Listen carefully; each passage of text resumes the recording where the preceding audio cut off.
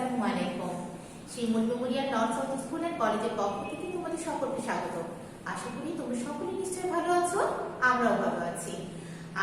আজকে তাহলে তোমাদের সাথে আমি উপস্থিত রয়েছি মোসাম্মদ সিদ্দিকা মিলি, তোমাদের বাংলাদেশ ও বিশ্ব পরিচয় শিক্ষক। আচ্ছা, তোমাদের এই যে করোনা সংকটকালীন সময় নিশ্চয়ই তোমরা অভ্যস্ত হয়ে গেছো পরিষ্কার পরিচ্ছন্ন থাকতে, সঠিকভাবে হাত ধুতে এবং পুষ্টিকর খাবার খেতে, তাই না? পুষ্টিকর খাবার না খেলে রোগ প্রতিরোধ ক্ষমতা বাড়বে না, আর রোগ প্রতিরোধ যদি ক্ষমতা না বাড়ে তাহলে কি আমরা দ্রুত অসুস্থ হয়ে যাব। যার জন্য কি করতে হবে? পুষ্টিকর খাবার খেতে হবে এবং এনার্জি বাড়াতে হবে, যেন পড়াশোনায় সবসময় আমাদের এনার্জি থাকে। তাহলে আজকে আমাদের পড়াশোনায় চলে যায়, তাই না? আজকে আমাদের আলোচনা অধ্যায় কি? আলোচনা অধ্যায় হচ্ছে ব্রিটিশ শাসন। অধ্যায় কি? দ্বিতীয় অধ্যায়, এটা আমরা আগেও পড়েছি। আজকে তোমাদের ব্রিটিশ শাসন অধ্যায়ে হচ্ছে পার্ট 1-2 এর উপরে ক্লাস নেওয়া হবে। তাহলে আজকে পার্ট শেষে তোমরা কি কি জানতে পারবে সেটা আমরা একটু জেনে নিই, তাই না?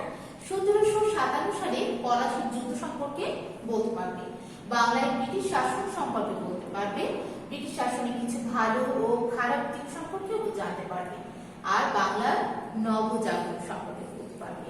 তাহলে আমরা বুঝতে পারছি আমাদের আলোচ্য বিষয়গুলো কি কি কি আলোচ্য বিষয়। 1757 সালে পলাশীর যুদ্ধ, বাংলায় ব্রিটিশ শাসন, ব্রিটিশ শাসনের কিছু ভালো ও খারাপ দিক, এবং কি বাংলায় নবজাগরণ। এখানে আমরা একটা ছবি দেখতে পাচ্ছি, তাই না? এটা হচ্ছে পলাশীর যুদ্ধের ছবি। আধুনিক অস্ত্রশস্ত্র সজ্জিত কি ইংরেজ বাহিনী, হচ্ছে ব্রিটিশ মানে যুদ্ধাস্ত্র নিয়ে যে সজ্জা সেটা এখানে দেখা যাচ্ছে। আবার আরো একটা আমরা এখানে ছবি দেখতে পাচ্ছি যে এদিকে ব্রিটিশ আর এদিকে হচ্ছে বাংলার সৈন্যরা। তাহলে তাদের আর আধুনিক অস্ত্রশস্ত্র এবং তাদের অনেক সৈন্য, আর বাঙালিদের কি? বাঙালিদের হচ্ছে এই যে কিছু কয়েক দেখা যাচ্ছে এখানে, হ্যাঁ, যারা এতে টিকে থাকতে পারে।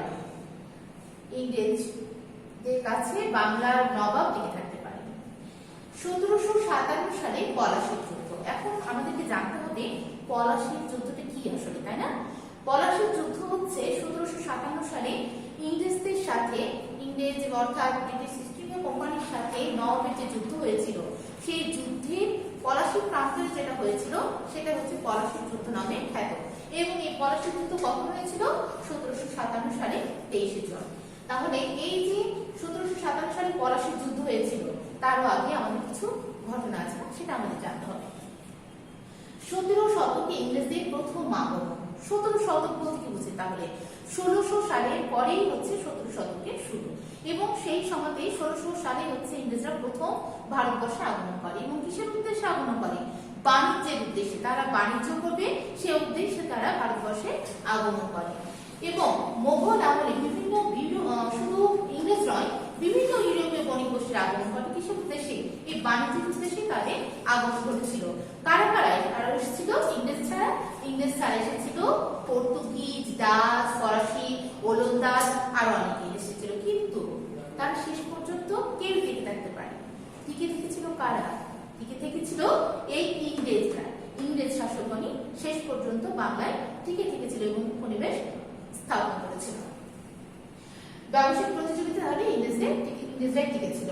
ইস্ট ইন্ডিয়া কোম্পানি প্রতিষ্ঠিত হয়েছিল 1600 সালে। তারা এসে একটা কোম্পানি প্রতিষ্ঠা করেছিল, এবং কার মধ্যে? ভারত এবং ব্রিটেনের মধ্যে বাণিজ্য চুক্তি ছিল, সেটা 1600 সালে প্রতিষ্ঠিত হয়। অর্থাৎ কোন কোম্পানি? East India company. এখানে আমরা দুটো ছবি দেখতে পাচ্ছি, তাই না? এখানে হচ্ছে বাংলার শেষ স্বাধীন নবাব, শেষ, হ্যাঁ তাই না? শেষ আবার স্বাধীন। তাহলে বাংলার শেষ স্বাধীন নবাব কে ছিলেন? নবাব সিরাজউদ্দৌলা। এখানে আমরা নবাব সিরাজউদ্দৌলা আরো একটা ছবি দেখতে পাচ্ছি, তাই না? তাহলে ইনি ছিলেন আমাদের বাংলার শেষ স্বাধীন নবাব। 1757 সালে পলাশীর যুদ্ধ সম্পর্কে আমরা আর কিছু জানি, তাই না? শেষ স্বাধীন নবাব সিরাজউদ্দৌলা কত বছর বয়সে বাংলার নবাব হয়েছিলেন? কত বছর বয়সে? 1756 সালে 22 বছর বয়সে বাংলার নবাব হয়েছিলেন। তাহলে কত বছর বয়সে? 22 বছর বয়সে। আমাদের দেখা যাচ্ছে এখনো 22 বছর বয়সে পড়াশোনা করতে থাকি, তাই না? সেই পড়াশোনা শেষই হয় না, আর সেই বয়সে তিনি নবাবের পদে অধিষ্ঠিত হয়েছিলেন। তার নানা ভাই আলীবর্দী খান তাকে নবাবের পদে অধিষ্ঠিত করেছিলেন। এবং কত সালে? এটা আমাদের মনে রাখতে হবে, 1756 সালে।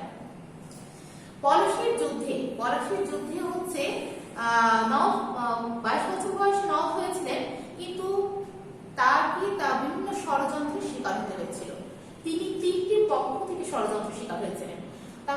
নবাব হওয়ার পরপরই যদি কেউ ষড়যন্ত্রের শিকার হয় তার দূরদর্শিতা অর্জন করার আগে, তাহলে কি হবে, তিনি খুব সহজেই হেরে যাওয়ার সম্ভাবনাটা মানে থেকে যায়, তাই না?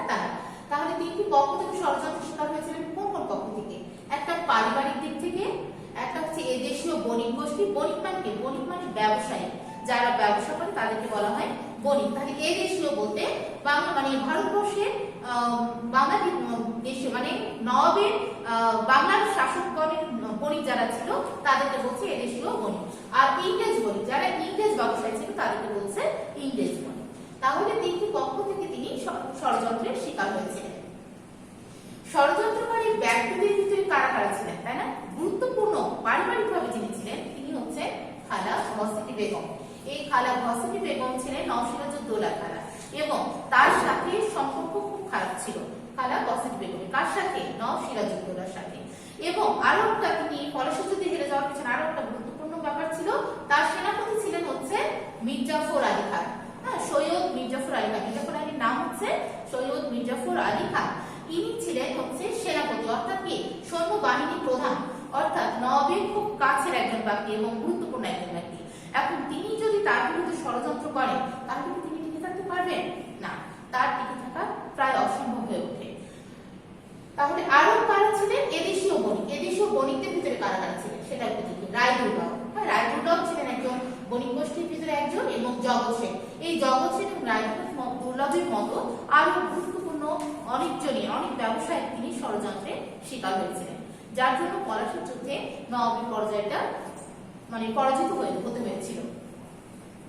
আর এই পলাশী যুদ্ধ তাহলে কত সালে হয়েছিল? পলাশী যুদ্ধ হয়েছিল 1757 সালে 23শে জুন। কোথায়? পলাশী প্রান্তরে।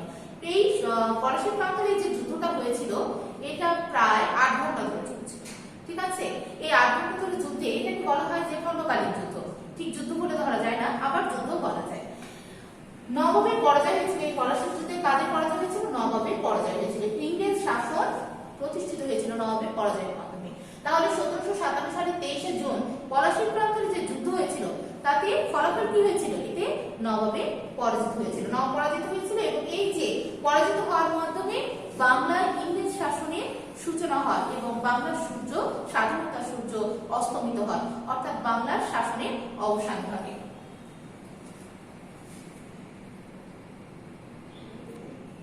বাংলায় ব্রিটিশ শাসন, ইস্ট ইন্ডিয়া কোম্পানির শাসন, তাই না? ব্রিটিশ শাসন বলতে কি, তারা 1600 সালে ইস্ট ইন্ডিয়া কোম্পানি প্রতিষ্ঠিত করলো এবং 1757 সালে পলাশী যুদ্ধের মাধ্যমে যে নবাব হেরে গেলেন এবং ইস্ট ইন্ডিয়া কোম্পানির শাসন প্রতিষ্ঠিত হলো, তখন থেকে হলো কোম্পানির শাসনের শুরু। অর্থাৎ 1757 সালে 23শে জুনের পর থেকে কোম্পানির শাসন শুরু হয় এবং যা কোম্পানির শাসন চলে 1857 সাল পর্যন্ত। এবং এই যে 1757 থেকে 1857 সাল পর্যন্ত প্রায় 100 বছর, এই 100 বছরের ভিতরে কোম্পানি বিভিন্ন নীতি, ভাগ করা শাসন করার নীতির বিরুদ্ধে অনেক আন্দোলন চলতে থাকে এবং তাদের যে নীতি ছিল তার জন্য হচ্ছে জনগণ, বাংলার জনগণ অধিকার বঞ্চিত হতে থাকে। এই ইস্ট ইন্ডিয়া কোম্পানির প্রথম শাসনকর্তা কে ছিলেন? শাসনকর্তা ছিলেন রবার্ট ক্লাইভ। কে ছিলেন প্রথম শাসনকর্তা? Robert Clive. আবার কখনো কখনো আমরা এটাকে জানি, এনার নাম হচ্ছে লর্ড ক্লাইভ। তিনি পদে ছিলেন লর্ড উপাধি ছিলেন। তাহলে প্রথম শাসনকর্তা কে ছিলেন? Robert Clive. কোম্পানির নীতি ও শোষণের বিরুদ্ধে সিপাহীদের মধ্যে অসন্তোষ এবং বিদ্রোহ দেখা দেয়। তাহলে ইস্ট ইন্ডিয়া কোম্পানির শাসন নিশ্চয়ই ভালো ছিল না, যার জন্য তাদের নীতি ও শোষণের বিরুদ্ধে, শোষণ মানে কি, যাদেরকে উপরে অত্যাচার করা হয়, নির্যাতন করা, সেটাকে বলা হচ্ছে শোষণ। যখনই কেউ তার উপরে অত্যাচার এবং নির্যাতন করবে তখন কি হবে? তার বিরুদ্ধে আন্দোলন উঠবে, ঠিক আছে? মানুষের বিদ্রোহ ঘোষণা হবে, হ্যাঁ, হয় প্রথমের দিকে, না হলে কিছুদিন পরে, ঠিক আছে? তাহলে এরকম ঘটনার আলাদা কোনো ব্যতিক্রম ঘটেনি, যার জন্য কোম্পানির নীতি ও শোষণের বিরুদ্ধে সিপাহীদের মধ্যে অসন্তোষ দেখা দিয়েছিল এবং বিদ্রোহ দেখা দিয়েছিল। এবং পরবর্তীতে এই যে কোম্পানির নীতি শোষণের বিরুদ্ধে সিপাহীদের বিরুদ্ধে যে বিদ্রোহ দেখা দিয়েছিল সেটা কি পরবর্তীতে ইংরেজরা এটা রদ করতে বাধ্য হয়েছিল। ইংরেজ শাসন কোম্পানির শাসন আরো বেশি দিন চালাতে পারেনি। তার মানে এই কোম্পানির শাসন রদ হয়ে বাতিল করা হয়েছিল 1858 সালে। 1858 সালে তাহলে কি করা হয়েছিল?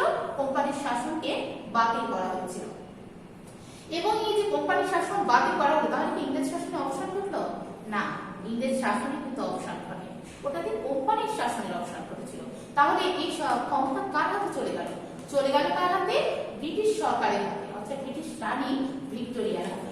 সমগ্র ভারতে মানে সমস্ত ভারতের শাসনভার ব্রিটিশ সরকার নিজ হাতে নিয়ে নিলেন। ব্রিটিশ সরকার রানী ভিক্টোরিয়া নিজ হাতে গ্রহণ করলেন এবং তিনি শাসন চালাতে শুরু করলেন এবং এই শাসন 1947 সাল পর্যন্ত চলতে থাকে। তাহলে ইংরেজ শাসন কত সাল পর্যন্ত? 1757 থেকে প্রায় 1947 সাল পর্যন্ত প্রায় 200 বছরের শাসন চলে।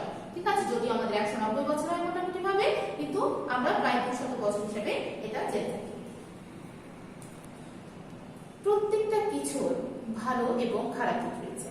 মানুষের যেমন ভালো গুণ রয়েছে, খারাপ গুণ রয়েছে, তাহলে প্রত্যেকটা ব্যাপারেরই ইতিবাচক দিক থাকে এবং ইতিবাচক দিক থাকে। তাহলে ব্রিটিশ শাসন তার ব্যতিক্রম নয়। ব্রিটিশ শাসনের যেমন কিছু খারাপ দিক রয়েছে, তেমন কিছু ভালো দিক রয়েছে। তাহলে খারাপ দিকটা কি সেটা আমরা একটু জানি। তাদের এই যে ব্রিটিশ শাসনের নীতি ছিল কি? নীতি ছিল হচ্ছে ভাগ করো শাসন করো নীতি। কোম্পানি শাসনের নীতি ছিল ভাগ করো শাসন করো নীতি। অর্থাৎ ভাগ করো শাসন করো নীতি বলতে যে তাদের ভিতরে এমন কিছু ঢুকিয়ে দেওয়া হতো যেন একে অপরের ভিতরে কোন্দল সৃষ্টি হয়, দলাদলি সৃষ্টি হয়, মারামারি সৃষ্টি হয়, হানাহানি সৃষ্টি হয় এবং এর ফলে কি এই নীতির দ্বারা জনগণের ভিতরে বিভেদ সৃষ্টি করতো। তাহলে কি হতো? তারা ঐক্যবদ্ধ হতে পারতো না, তারা জাতীয়তা বোধে উদ্বুদ্ধ হতে পারতো না, দেশপ্রেমের চেতনা সকলে একসাথে জাগ্রত করতে পারতো না। ঠিক আছে, তার জন্য কি হতো? ভাগ করো শাসন নীতির দ্বারা তারা জনগণের মধ্যে বিভেদ সৃষ্টি করতো। বিভেদ হয় কিভাবে? জাতি, ধর্ম, বর্ণ নির্বিশেষে জাতিগতভাবে করে, বর্ণগতভাবে করে এবং ধর্মীয়ভাবেও তারা বিভেদ সৃষ্টি করেছে এবং অঞ্চল ভেদেও বিভেদ সৃষ্টি করেছে। ঠিক আছে, যার জন্য তো বঙ্গভঙ্গ হয়ে গিয়েছিল 1905 সালে। এই যে বিভেদ সৃষ্টি হয়েছিল, এই বিভেদের কারণে, নীতির কারণে বাংলা কি হয়েছিল? অনেক কারিগর বেকার হয়ে গিয়েছিল এবং অনেক কৃষক গরিব হয়ে গিয়েছিল। ঠিক আছে, তাহলে তাদের নীতিটা এতই খারাপ ছিল যে কারিগর যারা ছিল তারা বেকার হয়ে গেছিল, কাজ ছাড়া হয়ে গেছিল এবং অনেক কৃষক গরিব হয়ে গিয়েছিল। এই সময় কি একটা দেখা দিয়েছিল? কোম্পানি নীতির জন্য, বাংলার শাসকের নীতির জন্য বাংলায় ভয়াবহ দুর্ভিক্ষ দেখা দিয়েছিল। কেমন দুর্ভিক্ষ এবং কত সালে হয়েছিল? বাংলা 1176 সালে এবং ইংরেজি 1770 সালে এই দুর্ভিক্ষ হয়েছিল এবং এই দুর্ভিক্ষটা এতই খারাপ ছিল, এতই ভয়াবহ ছিল যে হচ্ছে জনগণ প্রায় 1 কোটি মানুষ সেই সময়তে মারা গিয়েছিল। ঠিক আছে, এই দুর্ভিক্ষের কারণে। তাহলে এটাকে বলা হচ্ছে বাংলা 1176 মানে হচ্ছে বঙ্গাব্দে 1176 বঙ্গাব্দে এই মনন্তর বা দুর্ভিক্ষ হয়েছিল বিধায় এটাকে বলা হয় 76 মনন্তর। কি বলা হয়? 76 মনন্তর। তাহলে 76 মনন্তর নামে পরিচিত কত সালের দুর্ভিক্ষ? 1176 সালে যে দুর্ভিক্ষ হয়েছিল, সেই 76 সালে যে দুর্ভিক্ষ ছিল সেই দুর্ভিক্ষটা হচ্ছে 76 মনন্তর নামে পরিচিত। বাংলার ইতিহাসে যা সবচেয়ে ভয়াবহ দুর্ভিক্ষ নামে পরিচিত। এই দুর্ভিক্ষ কারণ হয়েছিল জমিদার শ্রেণী, যারা জমিদার ছিল তারা অনেক জমি মালিক হয়ে গেছিল, যার জন্য অনেক কৃষক গরিব হয়ে গিয়েছিল এবং বাংলার সংখ্যাগরিষ্ঠ মানুষও গরিব হয়ে গেছিল। এই কিসের জন্য? এই ভাগ করো শাসন করো নীতির কারণে। তো ছোট বন্ধুরা, তোমরা একটা জিনিস খেয়াল করে, 76 মনন্তর বলা হয়েছে না, এই মনন্তর বানানটা কিন্তু খুবই গুরুত্বপূর্ণ। মনন্তর বানানটা কিন্তু ভুল হয়ে যায়, তাই না? তাহলে মনন্তর বানান কি? দন্ত নয় বয় যুক্ত দন্ত নয় তয় যুক্ত র। ঠিক আছে, দন্ত নয় বয় যুক্ত দন্ত নয় তয় যুক্ত র, মনন্তর। তাহলে এই বানানটা কোনো মতেই ভুল করা যাবে না। তাহলে আমরা খারাপ দিক সম্পর্কে জানলাম, এখন আমরা ব্রিটিশ শাসনের কিছু ভালো দিক সম্পর্কে জানব। ব্রিটিশ শাসনের কিছু ভালো দিক কি? ভালো দিক রয়েছে, তাই খারাপ দিক শাসক শোষণ করেছে যেমন, তেমন কিছু ভালো দিক রয়েছে। হয়তো বা তাদের ধারণা করেছে তাদের সুবিধার্থে, কিন্তু এটাতে বাঙালিদের সুবিধা হয়েছে, বাংলার মানুষের প্রতিভা জাগ্রত হয়েছে, আরো অনেক উপকার হয়েছে। তাহলে তারা কি কি করেছিল ভালো দিকের ভিতরে? নতুন নতুন স্কুল কলেজ প্রতিষ্ঠা করেছিল, স্কুল কলেজ বিশ্ববিদ্যালয় ও ছাপাখানা প্রতিষ্ঠা করেছিল এবং এই জন্য কি হয়েছিল? শিক্ষা ব্যবস্থার উন্নতি হয়েছিল। তাহলে যখন স্কুল কলেজ বিশ্ববিদ্যালয় ছাপাখানা প্রতিষ্ঠা হবে কিসের জন্য? মানুষের শিক্ষা গ্রহণের জন্য। আর শিক্ষা মানুষের কি করে? প্রতিভার বিকাশ ঘটায়, সুপ্ত প্রতিভার বিকাশ ঘটায়, মানুষের চিন্তা ভাবনা জাগ্রত হয়। তাহলে চিন্তা ভাবনা জাগ্রত হলে মানুষ দেখা যাচ্ছে অন্যায় বুদ্ধি সোচ্চার হয়ে ওঠে, প্রতিবাদ করতে শেখে। তাহলে এই যে নতুন নতুন স্কুল কলেজ বিশ্ববিদ্যালয় প্রতিষ্ঠা করেছিল, পড়াশোনার উন্নতি ঘটিয়েছিল বিধায়ী জনগণ জাতীয়তাবোধে উদ্বুদ্ধ হতে পেরেছিল, দেশপ্রেমের চেতনা জাগ্রত হয়েছিল বিধায়ী আমরা স্বাধীন হতে পেরেছি, তাই না?